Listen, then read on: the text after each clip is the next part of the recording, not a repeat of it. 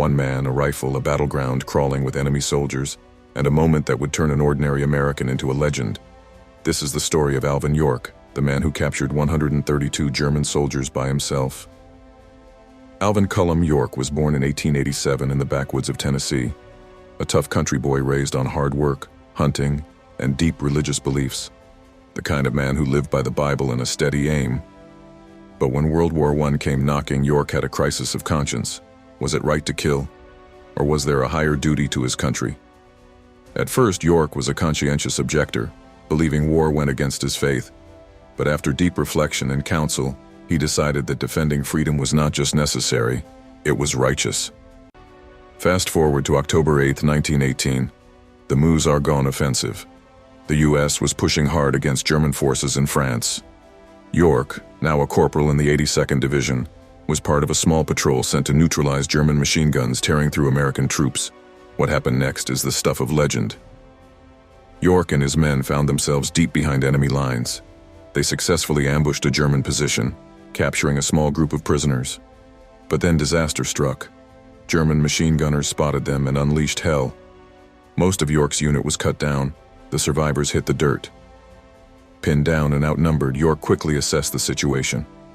With no clear route for retreat and machine gun nests cutting off any movement, York knew he had to act fast. Using the same marksmanship skills he honed hunting in Tennessee, he picked off the enemy soldiers with precision. His bolt-action M1917 Enfield rifle was deadly in his hands. He moved with efficiency, adjusting his aim, breathing steady, taking out gunners before they could reload. At one point, York found himself directly in the line of an enemy charge. 6 German soldiers, bayonets fixed, rushed toward him. He had no time to reload. Switching to his Colt .45 pistol, he fired 6 times. 6 German soldiers dropped. As he advanced, he used the terrain to his advantage, zigzagging to avoid return fire while steadily eliminating threats. Each time an enemy machine gunner took position, York struck first. The relentless assault broke the Germans' morale. Confused and overwhelmed, the German officer in command made the unthinkable decision. He surrendered. When the dust settled, York and his remaining men had captured 132 German soldiers. With their hands up, the prisoners marched back to the American lines under the watchful eye of York, who had turned the tide of battle single-handedly. His actions had not only saved his unit, but helped the overall advance of the U.S. forces. For his bravery, York was awarded the Medal of Honor and the French Croix de Guerre. He became a national hero, but fame wasn't what he wanted. He refused to profit from his story, instead using his influence to bring education and opportunity to his home in Tennessee.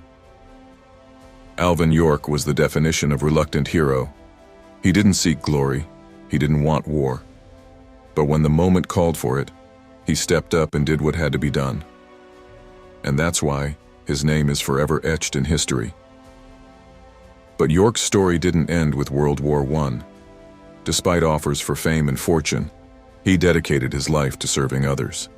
He established the Alvin C. York Institute, a school for underprivileged children in Tennessee, ensuring that the next generation had the education he never had.